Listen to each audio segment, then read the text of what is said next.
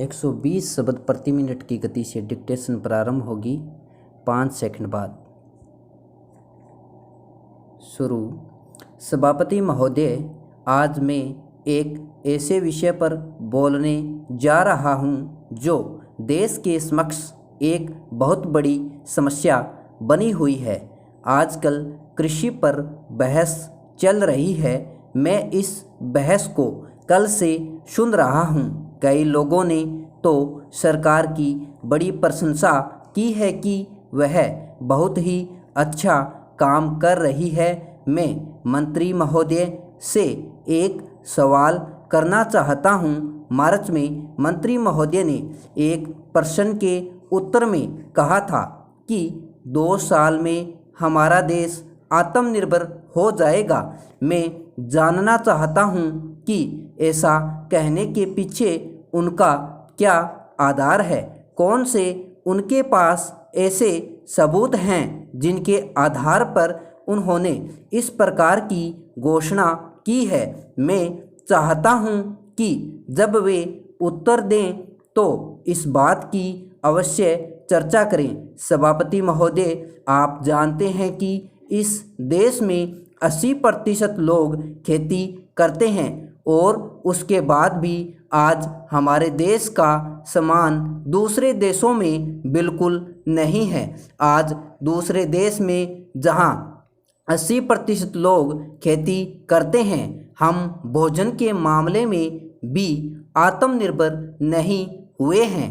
इसके कई कारण हैं। जिस समय देश स्वतंत्र हुआ उसी समय से इस सरकार ने कुछ गलतियां की हैं, जिनका परिणाम यह है कि आज 30 साल के पश्चात भी हम आत्मनिर्भर नहीं हो सके हैं। इसका सबसे बड़ा कारण यह है कि अपने देश में पहला स्थान खेती को न देकर उद्योग को दिया गया है।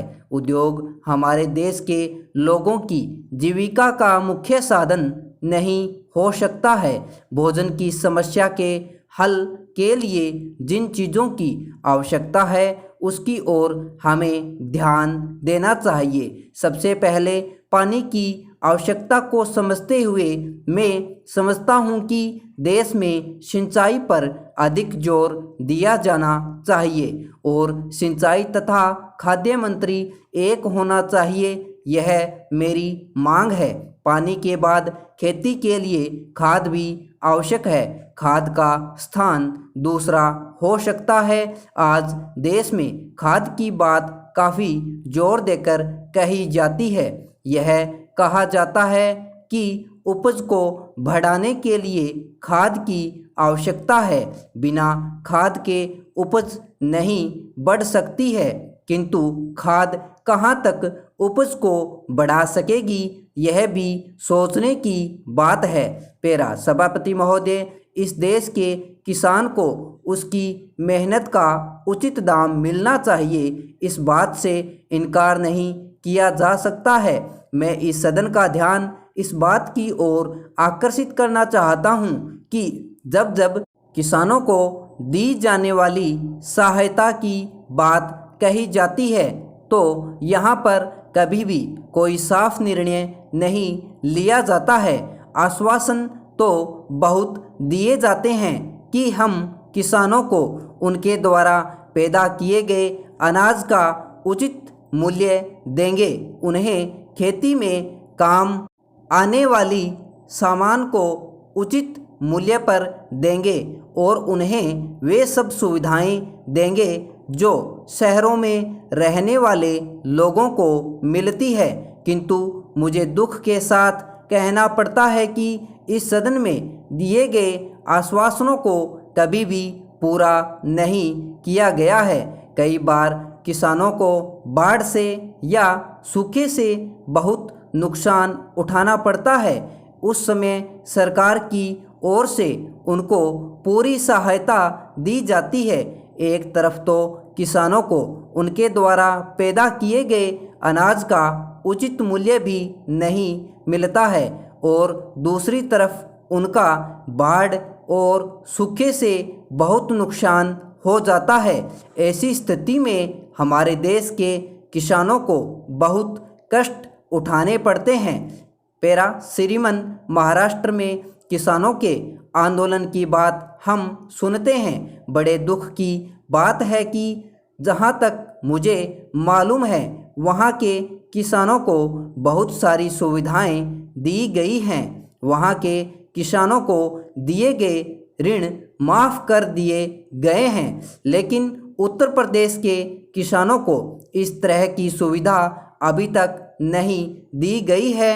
मैं महाराष्ट्र के किसानों से निवेदन करना चाहता हूं कि जो कुछ उनको दिया जा रहा है उससे उन्हें संतुष्ट होना चाहिए और देश के विकास में पूरी तरह से हिस्सा लेना चाहिए। मैं कृषि मंत्री जी से भी निवेदन करना चाहता हूं कि वे देश के प्रत्येक राज्य के किसानों को दी जाने वाली सहायता के विषय में जानकारी प्राप्त करें और ऐसे उपाय निकालें जिससे किसी को भी यह शिकायत न होने पाए कि अलग अलग राज्यों में अलग अलग तरीकों से किसानों को सहायता दी जा रही है।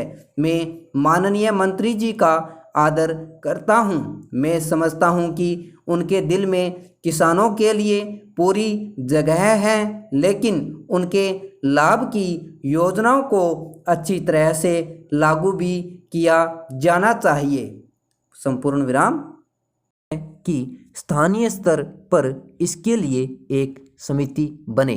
मेरा आदरणीय सभापति महोदय, जैसा कि माननीय सदस्य जानते हैं, आजकल महानगरों में मादक पदार्थों का प्रयोग बढ़ता जा रहा है। यह बीमारी दिन प्रतिदिन बढ़ती ही जा रही है। यहाँ तक अब तो शिक्षा संस्थानों में भी मादक पदार्थों के बढ़ते हुए इस्तेमाल से भयानक समस्या पैदा हो गई है। मेरा सरकार से निवेदन है कि इसके निदान के लिए युद्ध स्तर पर कार्य हों ताकि आज की युवा पीढ़ी इसके चंगुल से शीघ्र निकल सके। मैं समाज के हर वर्ग से अपील करता हूं कि वह सरकार का साथ दे ताकि समय रहते इस समस्या को हल किया जा सके, ताकि यह बीमारी काबू से बाहर न निकलने पाए। पैरा आखिर मादक पदार्थों के सेवन के पीछे क्या कारण है? क्यों अधिक से अधिक हमारी युवा पीढ़ी इसकी ओर भागती नजर आती है? मेरे विचार में इसका एकमात्र कारण यह है कि मादक पदार्थों का कारोबार सबसे पहले आर्थिक लाभदायक कारोबार है। कुछ अंतर्राष्ट्रीय गिरोह विशेषकर अमेरिका में बैठे लोग मानव जाति पर यह घातक प्रहार कर रहे हैं। यहाँ तक कि पंजाब में तनाव उत्पन्न करने के लिए भी मादक पदार्थों के तस्करों से मिले धन का प्रयोग किया जा रहा है। पंजाब सीमा पर कुछ तस्करों को पकड़े जाने पर तथा उनसे पूछताछ करने पर इस तथ्य की पुष्टि भी हो चुकी है। मेरा यह भी निवेदन है कि पुलिस व्यवस्था को इस संबंध में काफ़ी चौकस रहना चाहिए तथा वह मादक पदार्थों की मांग एवं पूर्ति की मात्रा पर कड़ी निगाह रखें। कई लोग मादक पदार्थों के क्रय विक्रय में पुलिस की मिलीभगत की भी शिकायत करते हैं, जो किसी हद तक सही है लेकिन 100% सही नहीं है। दूसरी ओर वर्तमान कानून भी इस दिशा में काफ़ी सक्षम नहीं है। सबसे ज़रूरी बात तो यह है कि लोगों में इसके प्रति जागृति पैदा की जाए ताकि नशीले पदार्थों की सेवन करने वाले नए मरीज न बनने पाएँ। इसके साथ साथ इस बात का भी ख्याल रखा जाए कि जो व्यक्ति इनके सेवन के आदी बन चुके हैं उनके इलाज की पूरी सुविधाएं अस्पतालों में उपलब्ध कराई जाए। अगर संभव हो तो इसके लिए अलग अस्पताल कायम किए जाएं जहां पर उनकी इस आदत को छुड़ाया जाए और उन पर पूरी निगाह रखी जाए ताकि अस्पताल से चले जाने के बाद भी वे इस आदत के दोबारा शिकार न बनने पाएं और एक अच्छा नागरिक बनकर जीवन व्यतीत करें।